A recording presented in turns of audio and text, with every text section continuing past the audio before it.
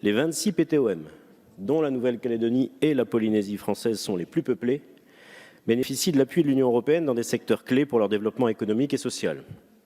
Mais ils contribuent aussi, de par leur travail de coopération avec les pays voisins, au rayonnement des États membres. C'est à travers leur existence que l'Union européenne est présente sur l'ensemble des continents. Et c'est aussi grâce à ces territoires que la France sera, après le Brexit, le dernier pays européen présent dans le Pacifique.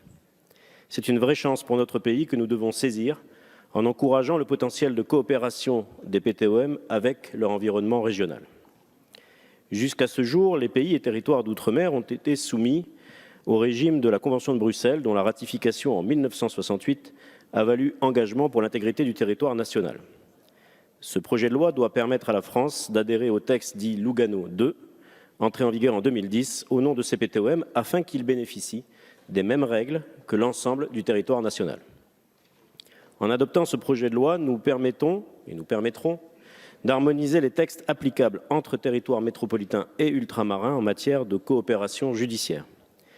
Mais surtout, nous allons assurer aux PTOM une sécurité et une prévisibilité juridique plus importante en cas de litiges civils et commerciaux transfrontières qui sont devenus plus fréquents et plus nombreux en raison des principes de libre circulation.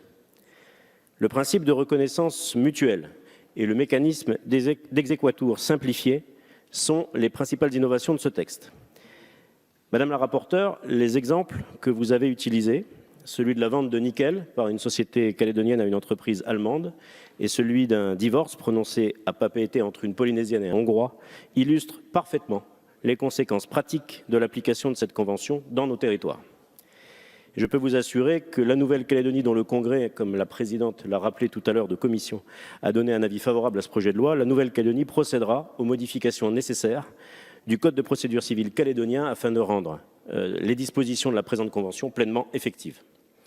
Mais pour illustrer encore plus l'intérêt et l'importance de cette ratification, je voudrais nous rappeler que depuis que la compétence en matière de droit civil et de droit commercial a été transférée à la Nouvelle-Calédonie, ce territoire n'a procédé à aucune modification de sa législation. Or, dans le même temps, le droit des contrats, pour prendre un exemple flagrant, a été plus que bouleversé ici, dans l'Hexagone. Et ces différences qui se creusent donc année après année entre droit français et droit calédonien créent un décalage et peuvent être source naturellement d'incertitudes juridiques et ainsi provoquer des litiges. D'où la nécessité de garantir la reconnaissance des décisions rendues dans un État ou dans un territoire par les juridictions d'un autre État lié par la Convention.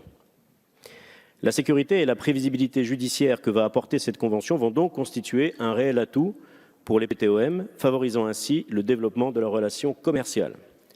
Plus largement, je tiens à insister sur la nécessité d'encourager et de soutenir le potentiel de coopération de ces territoires français avec leur environnement régional, sur des projets novateurs, que ce soit en matière de défense de la biodiversité, d'énergie, de coopération universitaire ou de santé.